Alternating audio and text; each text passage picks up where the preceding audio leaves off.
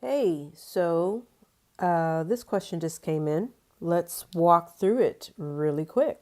It says find the future value for the ordinary annuity with the given payment and interest rate. Payment is $2,000 at 1.4% compounded monthly for 6 years. If you have not seen my lecture video on annuity, definitely go and watch that video. It will explain these pieces to you. But for for the sake of this video, we're just going to break down the steps. Okay. So the formula to find the future value for an ordinary annuity looks like this.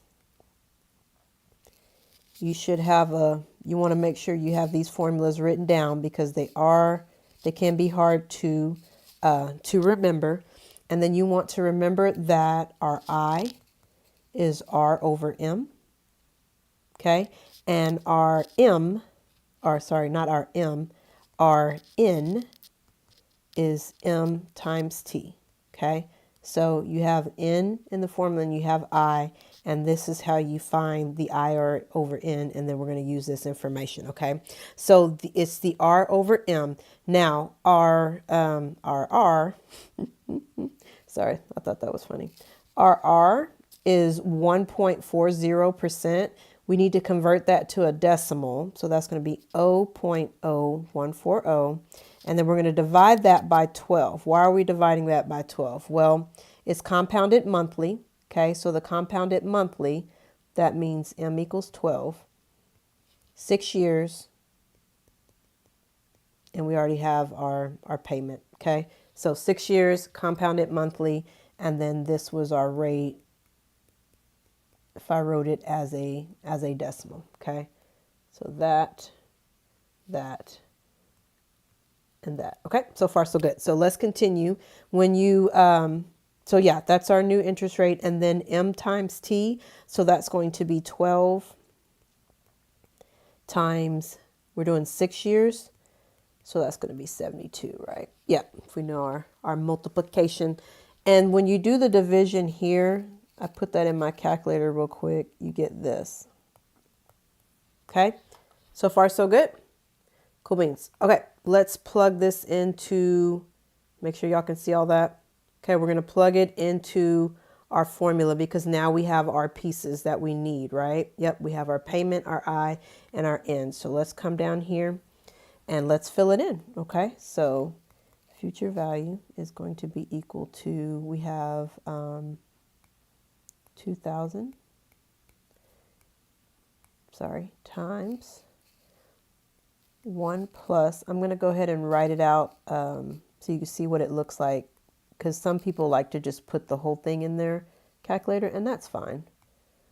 To the 72, right, minus 1, all of that divided by the I, which is 0.0140 divided by 12. Okay, so when you put this in your calculator, you want to do this first, okay, then add the 1. After you add the 1, you're going to raise that whole thing to the 72 power, and then you're going to subtract 1, and that'll give you your numerator. And then of course you can do this to get your denominator, and the last thing we'll do is multiply by 2,000. But those of you, if you've seen my videos, you know that I like working things out step by step because I want to make sure that everybody gets the help that they need. And if I show it step by step, everybody should get the help that they need, right?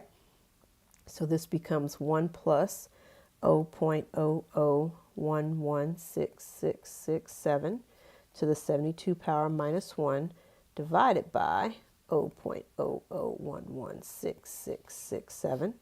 Okay, so far so good. This is what we did first. We did these two first. Okay, let's keep it going. So 2,000. 1 plus that is obviously going to be 1.00116667 to the 72 minus 1, 0.00116667. Okay, so far so good. I'm just going to scroll this up a little bit. Okay, so let's keep going. That's this to the 72 power. That's what we're going to do first, and then we're going to subtract the 1. So when you raise that to the 72 power, you should have gotten 1.087576564 minus 1 divided by 0.00116667. All right. Now we're going to subtract 1 in the numerator. When you subtract 1, it's just going to, that 1's going to drop off. Okay, divided by, let me scroll up, 0.00116667.